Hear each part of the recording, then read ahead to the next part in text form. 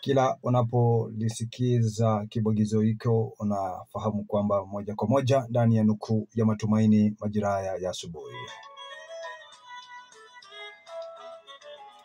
Katika nukuu, lango moja litakapofungwa, Baba Mungu atafungua malango mengine. Lango moja litakapofungwa, Jehova Mungu muumba mbingu na nchi atayaweka malango mengine wazi mbele yako.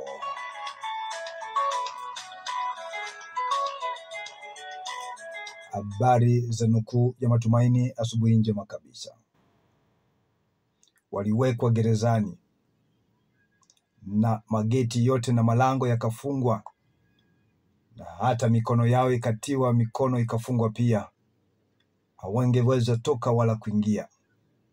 Kulikuwa ni kugumu, lakini kwa sababu Baba hufungua malango na malango hufunguliwa na Jehova, kanisa lilipokuwa linaomba kwa juhudi na kumtafuta Bwana katika chumba cha juu kwa ajili ya kutaka kumwombea mtumishi wa Mungu waliokuwa gerezani, linasema waliishi kuna mtetemeko mkubwa uliotokea katika gereza. Gerezani baada ya mtetemeko ule kutukia, mageti yote yakatikika, malango yote yakatikisika. Mwisho wa safari wakatoka nje wakitembea kwa sababu malango yalikuwa yamekwisha kufunguliwa. Anayefungua malango hata paka gerezani ni yule wa jana, leo na hata na milele.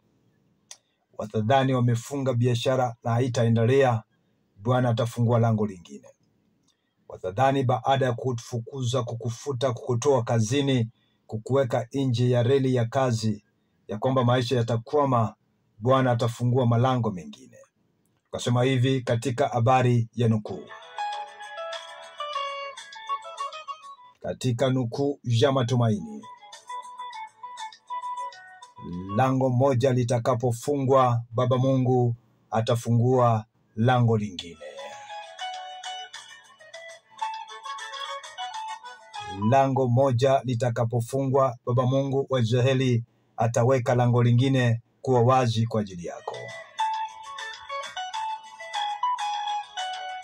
Ndio tunasema usihofu, usiogope, usikate tamaa, usirejee nyuma kwa sababu ya wao kufunga hilo lango. Usipenyeze, pana Mungu wa Israeli anayefungua malango.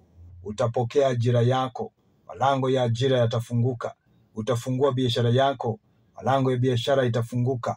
Utaenda ng'ambo, utasafiri, utapata visa, malango yako ya visa itafunguka. Utasafiri, utapata kazi na hata nchi za ughaibuni, maana Mungu ana uwazi wako ya kwamba lango moja itakapofunga atafungua malango mengine. Na ndiyo nukuu ya matumaini asubuhi njema kabisa na Matthew Ndeva.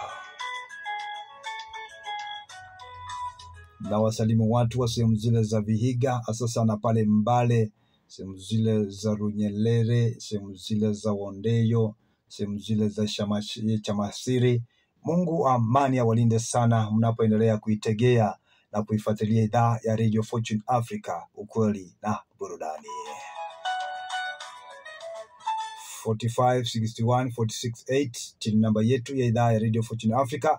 Pia unaweza simama kituo hiki kimaombi na pia kifedha, maana tunatamani kutamba na kufika FM. Tumetamba mitandao yote ya kijamii na tunatamba kwa kasi mno, na imesalia kutamba na kufika FM. Tukipata tu transmitter, mtambo wa nguvu na upeperushi na kutupa sauti zetu kwa umbali kwa njia ya FM, nasi tutakuwa tumetamba FM. Tuna maono na ndoto na tunaamini siku moja itatimia. Asante na karibu. Imekuwa ni nukuu na Matthew Ndeva. Kwa heri kwa sasa. Shalom and God bless.